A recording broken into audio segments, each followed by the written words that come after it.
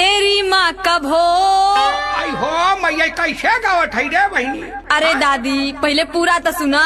हैया बड़ौका सुनी टटान का बंद गावत है। तेरी माँ का भोलापन। आई हो हाँ बहन का समझ लू दादी। हम तो बुझी न पौनी। अच्छा एक मतलब ये है। हाँ सुना बहनी और आगे सुना।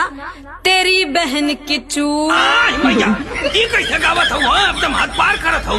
अरे बाबा हम सही गावत ही। अरे आगे तो सुना पहले। का सुनी अंडा का बंड ये को कौन गावत है गाना तो।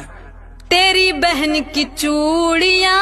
आई हो मैया ऐसे तो बताओती कहना कहा हमके डिस्टर्ब करके गावत है। थोड़ी दिमाग लगावा बाबा। हाँ तो सुना और कैसे है। मेरे भाई का लन। हाँ ये बहनी बंद कटे गावल बजावल कैसन गावत है। हाँ अब ना भको कोमा में चल जाती सुनो तो गाना। हाँ भक्ति भजन गौती कैसन अंडा का बंद गावत है। हाँ तू सही से सुनत ना हो दादी।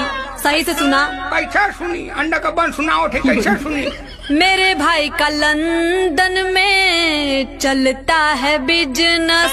हाँ तो ऐसे ऐसे साफ साफ सुनाओ तू बेमतलब वाला तू अधिया जे रोक रोक के सुनावत हो। हम कब से सुनावत है पूरा सही से लेकिन तू लोग सही से सुनते ना हवा। हाँ तो पहले हमके साफ साफ बढ़िया से सुना बहनी तो कैसे पूरा गाना है। तला सुना ए बाबा। हाँ तो सुनाओ बहनी।